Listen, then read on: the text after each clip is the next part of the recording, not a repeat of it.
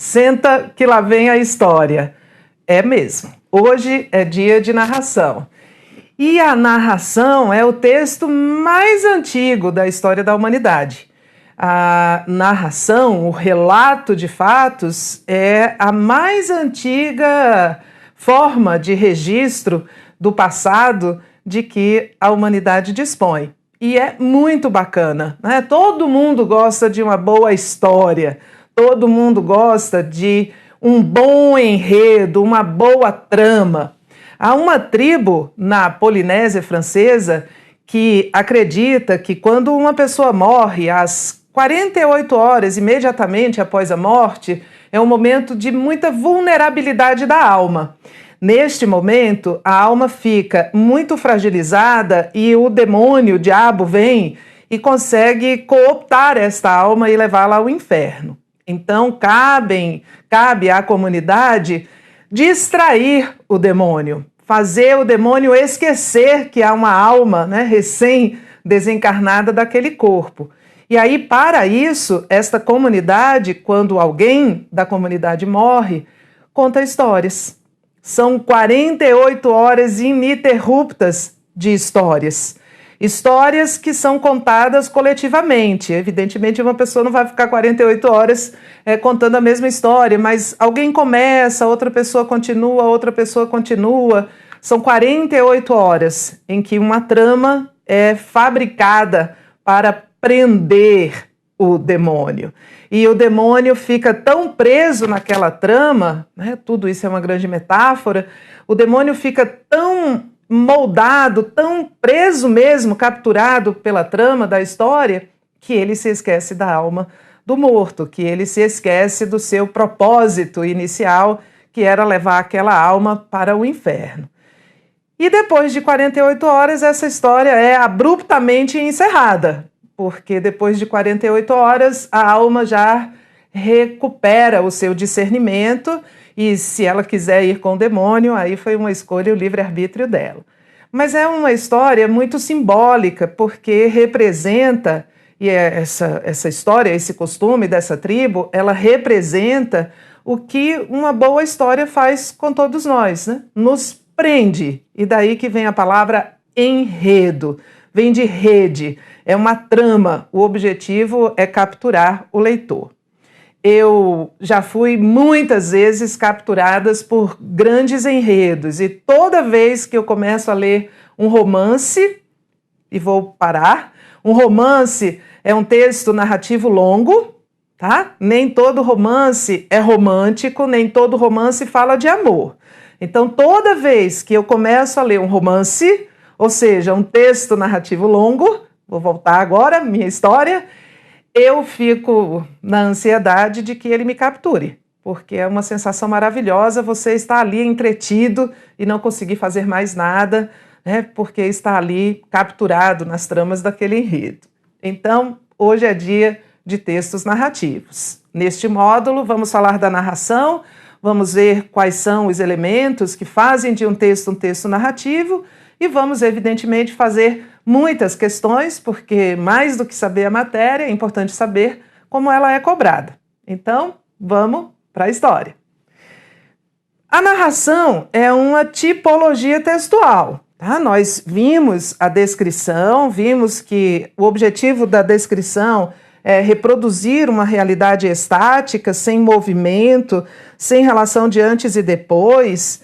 E o objetivo da narração também é reproduzir uma realidade, só que é uma realidade dinâmica, ou seja, a progressão temporal, a passagem de tempo, a relação de anterioridade e posterioridade entre os acontecimentos. Então, uma descrição é uma cena só. Eu posso descrever uma cena, tá? E é uma imagem só. Nesta cena pode haver uma paisagem, pode haver objetos, pode haver pessoa, pode haver, mas tudo acontece ao mesmo tempo. E a narração é uma sucessão de acontecimentos. A grande marca da narração é essa progressão temporal.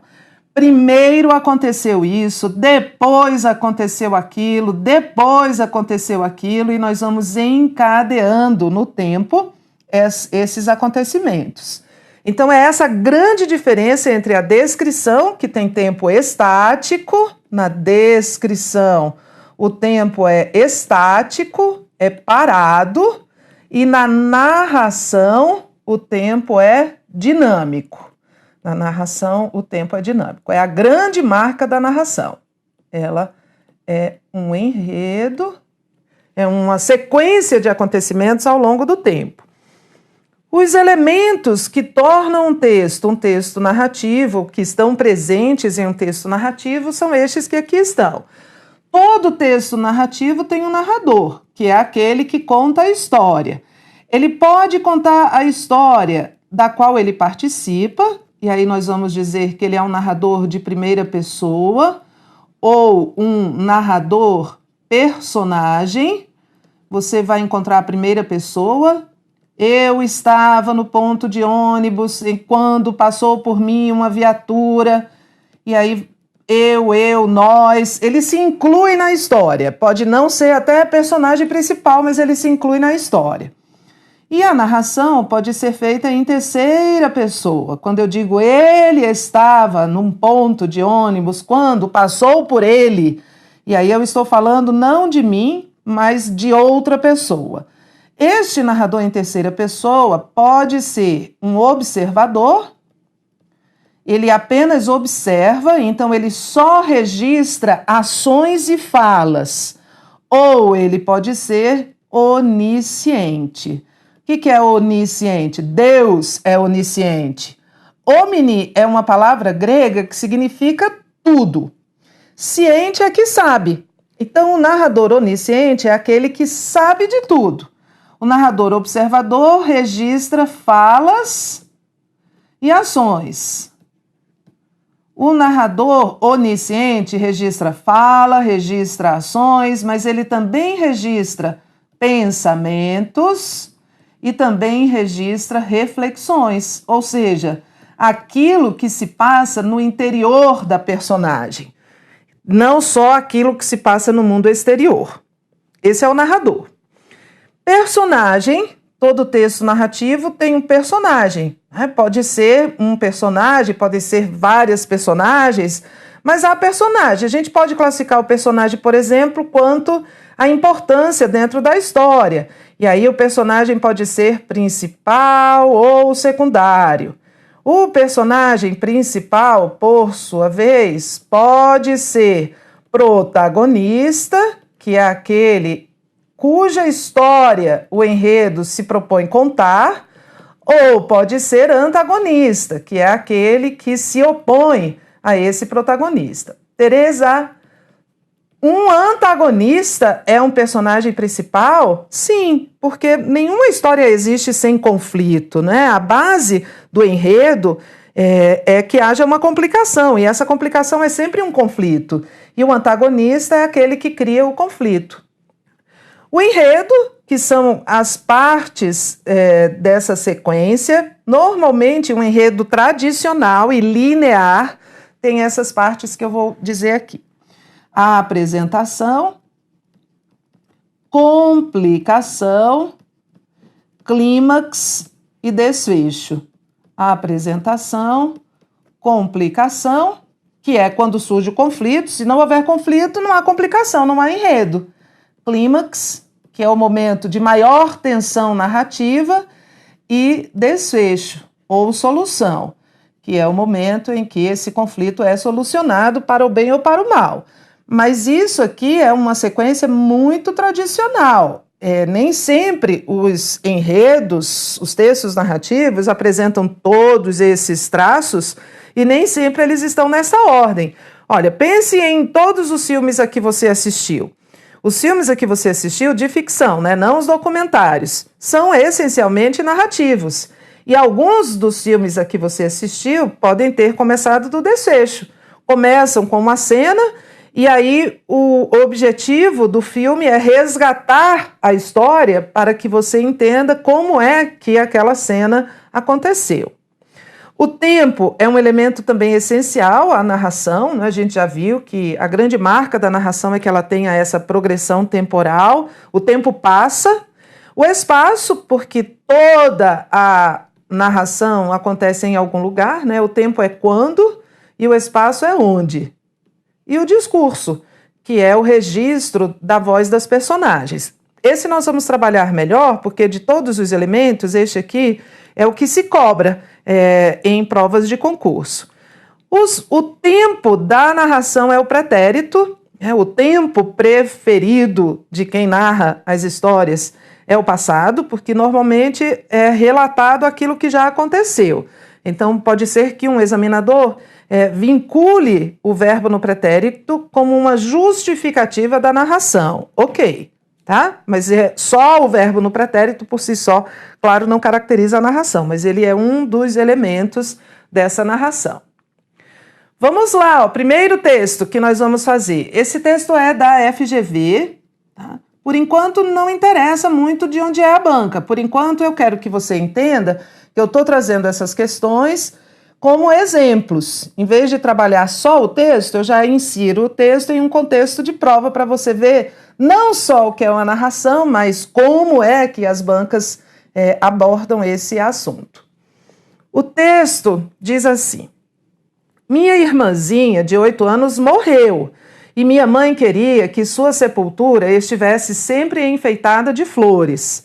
Nem sempre era fácil arranjar flores naquele lugar em que a gente vivia.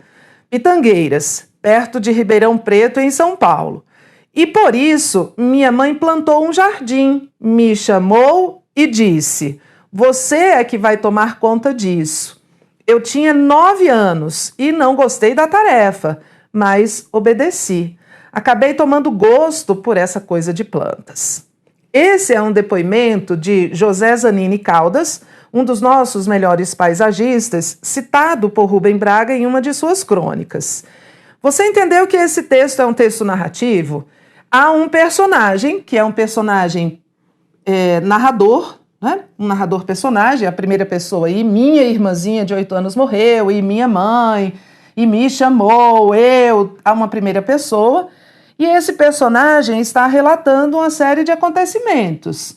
Vamos colocar numa linha de tempo ascendente, do mais longínquo para o mais recente. Primeiro, o que aconteceu? Isso. Primeiro, a irmã de 8 anos morreu. E depois, o que aconteceu? Depois, a mãe queria que sua sepultura estivesse sempre enfeitada. Depois, a mãe plantou flores, um jardim. Depois, a mãe chamou o nosso narrador-personagem e disse a ele que era ele quem ia tomar conta disso. E depois, o narrador-personagem tomou gosto por essa coisa de jardim e hoje é um paisagista. Então, há uma sequência de acontecimentos ao longo do tempo. Há um espaço aqui, nem sempre esse espaço, né, fica claro no texto, mas ele menciona esse espaço que é em Pitangueiras, perto de Ribeirão Preto, e uma sequência de acontecimentos. Isso é um trechinho narrativo. O examinador queria que o candidato, no caso você, né, respondesse a seguinte pergunta: sobre o processo de construção desse texto, é correto afirmar que trata-se de um texto de base estrutural argumentativa? Não, não é. A base estrutural dele é narrativa, é uma sequência de acontecimentos ao longo do texto. Ainda que relate um fato passado, o texto se apoia numa descrição do lugar de origem do paisagista. Não, ele não descreve, ele só menciona. A estruturação do texto é claramente narrativa. Ok, vamos agora ver se a justificativa está correta. Às vezes acontece na prova de a afirmação está certa, que é essa primeira parte do item, e a justificativa não. Então eu preciso ver se as duas estão alinhadas. Pois se fundamenta numa sucessão cronológica, né? Cronológica diz respeito a cronos, que é tempo, de fatos do passado. Ok. Essa é a minha resposta. O texto mostra uma organização de base dramática pela presença do diálogo de base afetiva entre mãe e filha. Não, um texto dramático não tem um texto dramático, um drama, é um texto que só tem ação. Um drama, olha para mim, um drama não é uma tragédia. Uma tragédia é uma espécie de drama. O texto dramático é um texto em que não há narração, só há ação. Um texto teatral, por exemplo. Quando você pega um texto teatral escrito, não tem nenhum narrador ali contando uma história, né? Alguns têm, mas é uma exceção. O que há são diálogos. E esse texto, portanto, é um texto dramático. Ele só tem diálogos, ele só tem ação. A palavra drama, em grego, significa ação. E um drama é um texto sem narrador, sem reflexão, só com ação. Os scripts de novelas são textos dramáticos, os textos teatrais são textos dramáticos, não necessariamente trágicos. A comédia, lá no teatro, é um texto dramático, é um texto que só tem ação. Aqui há até diálogos, né? Falas, o que está entre aspas, mas há um narrador aqui, então não posso dizer que esse texto é um drama. E, por fim, a última, o texto apresenta uma estrutura de base descritiva, não fornecendo informações sobre o futuro. Não, também não. Então, a alternativa C, tanto a afirmação, que é um texto narrativo, quanto a explicação, estão corretas, igualmente corretas. Essa é uma narrativa curtinha, né? Porque é só um trecho, tá? Agora vamos para outro texto narrativo. Leia o texto abaixo para responder aos itens de 1 a 4. Esse texto é do Dalton Trevisan, retirado desse livro, A.E., e está aqui como adaptações. Essa é uma questão do CESP e é uma questão para a prova da Câmara dos Deputados e é um texto... Eu sei porque eu conheço o autor e, coincidentemente, eu tenho o livro, então já vou lhe dar essa informação que nem era necessária. É um texto integral, tá? O texto era só isso, não era um trecho dele, ele é só isso. Esse livro, A.E., do Dalton Trevisan, é um livro de mini-contos, microcontos, então aqui a gente tem um texto integral. Vamos ler comigo? Tarde de verão é levado ao jardim na cadeira de braços. Aí eu já parei, porque eu já fico assim. É levado? Quem é levado, né? Existe um sujeito aqui que eu não sei quem é, está elíptico, está oculto. Tarde de verão é levado ao jardim na cadeira de braços. Sobre a palhinha dura a capa de plástico e, apesar do calor, manta xadrez no joelho. Cabeça caída no peito, um fio de baba no queixo. Bom, até aqui, esse texto é uma descrição. Alguém, que eu não sei quem, é levado ao jardim numa cadeira de braço. Eu já estou imaginando, sou péssima de desenho, mas faça de conta que isso aqui é uma cadeira, isso aqui é o braço da cadeira. E essa pessoa é levada, né? Um homem é levado, tá aqui sentado. As pessoas levam, ele não vai ao jardim. E eu já estou vendo aqui que é uma cadeira com uma capa dura de plástico, palhinha dura. Já estou visualizando, certo? Olha como é uma descrição. É um texto bem visual. E há uma manta xadrez aqui no joelho. Se eu pudesse, eu já diria que, para mim, ela é vermelha, com uns negocinhos assim meio azuis. Cabeça caída no queixo. Então, ó, essa cabeça está aqui caída. Não estava assim do jeito que eu coloquei antes. E um fio de baba no queixo. Há um fio de baba no queixo. Já estou visualizando a cena, tá? Então, esse texto começa com uma descrição desse personagem, que é um homem, mas eu não sei quem é. Sozinho. Continua no masculino. Regala-se. Regala-se é alegrar-se. Com o trino da corruíra, um cacho dourado de giesta, e ao arrepio da brisa, as folhas do chorão faiscando, verde, verde. Bom, aí aqui eu já tenho um indício de narração, porque primeiro ele é levado nessa circunstância e depois ele se alegra com o que vê. Trino, trim, trim é um barulhinho, ó. Corruíra então é um pássaro. E depois ele diz, um cacho dourado. Ele está no jardim, tem uma giesta com cacho dourado. Eu posso não saber o que é giesta, mas eu já sei que é uma planta. E ao arrepio da brisa, as folhinhas do chorão, outra planta. Então ele está me dando o cenário. Verde, verde. Primeira vez depois do insulto cerebral, aquela ânsia de viver. De novo um homem, não barata, leprosa, com caspa na sobrancelha.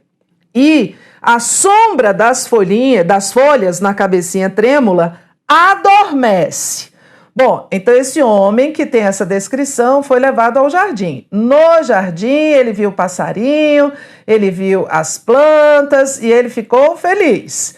E está reagindo, dizendo que é a primeira vez depois do insulto cerebral, aquela ânsia de viver. Então, ele tinha tido um insulto cerebral. A gente vai começar a juntar as coisas, tá, turma?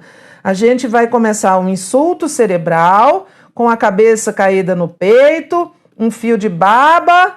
De novo, homem, não barata leprosa. Então, essa pessoa está feliz da vida, né? Tá se sentindo recuperado. Gritos. Recolha a roupa. Maria, feche a janela. Prendeu, Nero? Rebenta com fúria o temporal. Opa, então depois que ele ficou feliz, rebenta com fúria o temporal. Ele adormece, né? E aí começa a chover. Antes de chover, a gente ouve gritos. Alguém dizendo, recolha a roupa, Maria, fecha a janela. Prendeu o Nero? A gente sabe até que o Nero é o cachorro dessa família. Rebenta com fúria o temporal. Essa é a cena atual, o temporal. Aos trancos, João ergue o rosto.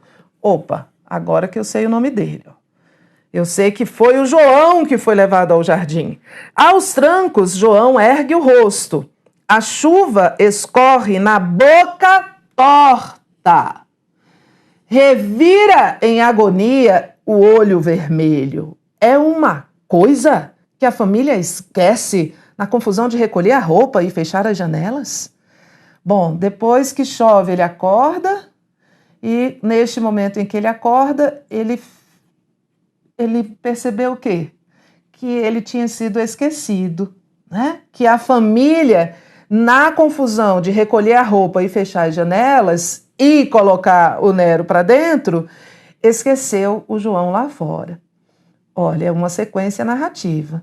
Eu tenho uma sucessão de acontecimentos. Começa com uma descrição e depois vira uma narração. Agora, nós vamos ter que juntar uma série de indícios aqui. Ó.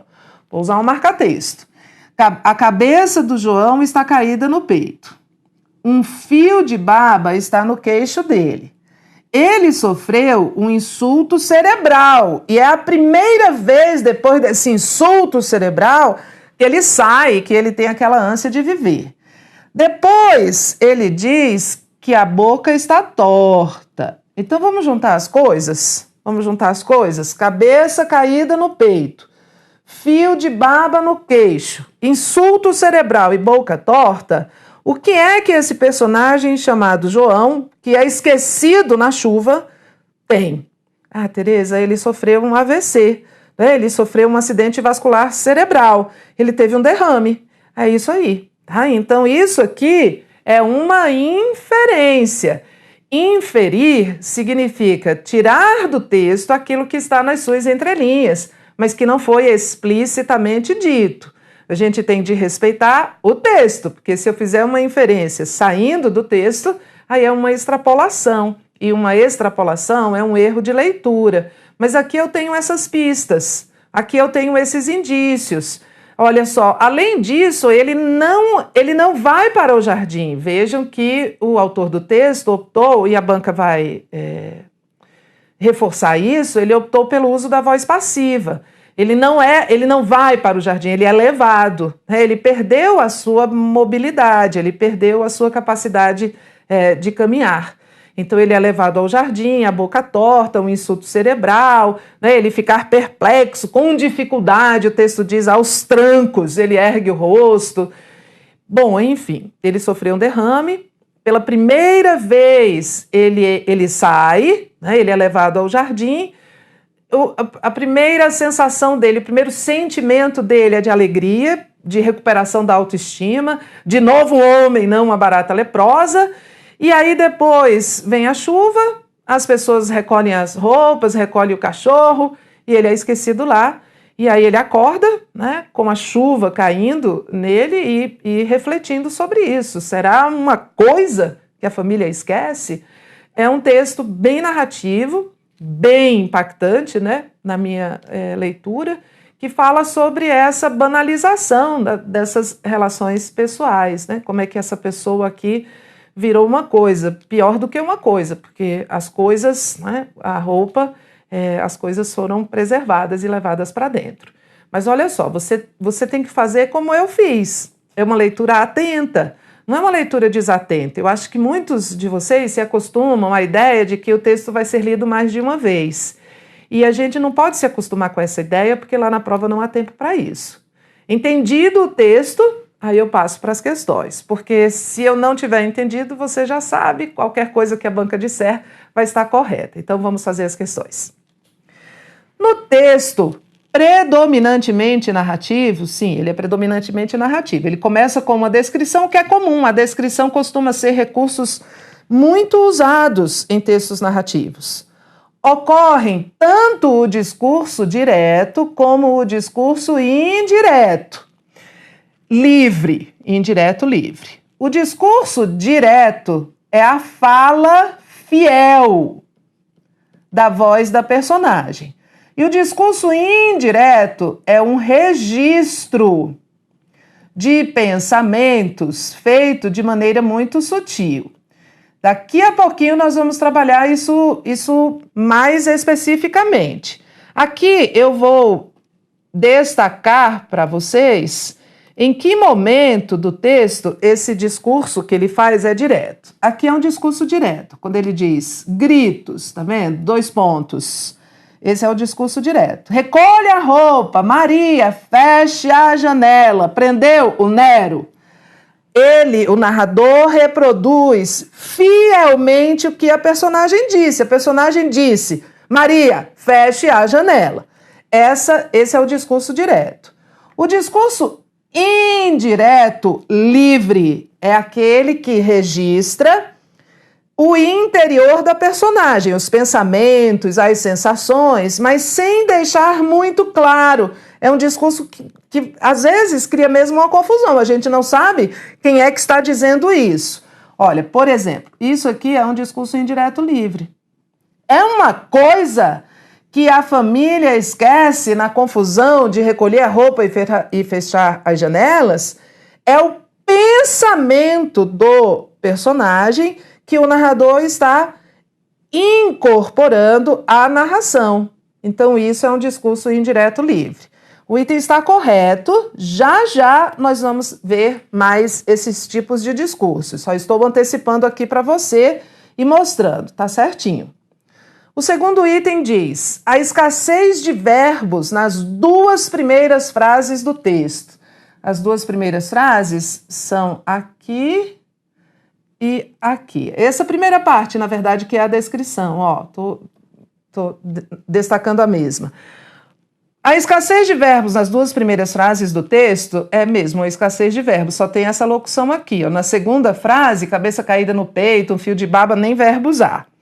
E o uso da forma verbal na voz passiva, que é isso aqui, ele é levado, né? O sujeito é o alvo, o paciente da ação e não o agente, isso é voz passiva, realçam a situação de imobilidade e fragilidade do personagem em foco.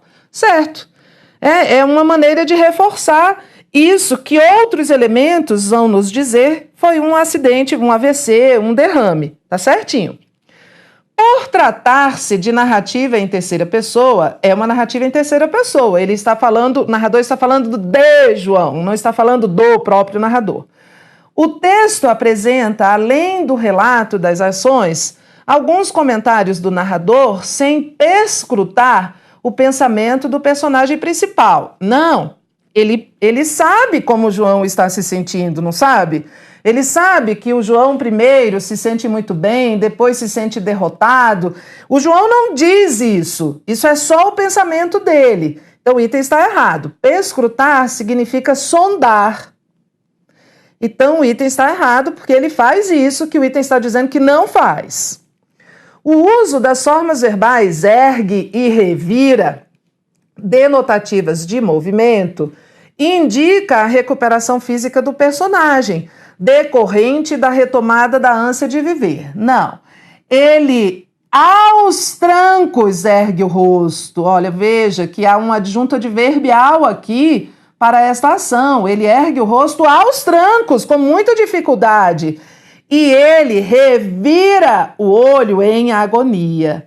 Então, veja a dificuldade que é realizar o movimento. Então, o item está errado. Ele não se recuperou fisicamente. Ele está tão perplexo que ele ainda faz um esforço extraordinário aos trancos e em agonia para fazer algum movimento. E 5, o prazer proporcionado pela percepção sensorial de pássaro e plantas contribui para que o personagem se sinta revigorado e recupere sua autoestima. Ok, a corruíra é o pássaro, a giesta e o chorão são as plantas e neste momento ele recupera, porque ele diz, primeira vez um homem, não uma barata leprosa. Claro que depois isso é completamente destruído, né, pelo fato de ele ser esquecido. Olha como fica um texto quando você trabalha a leitura dele. Olha como fica, dá uma olhada no slide. É assim que você tem de fazer, tá? Mais do que saber teoria, você tem que saber fazer essa prática de leitura. Já já a gente vai falar sobre discurso direto, discurso indireto, tipos de discurso. Já volto.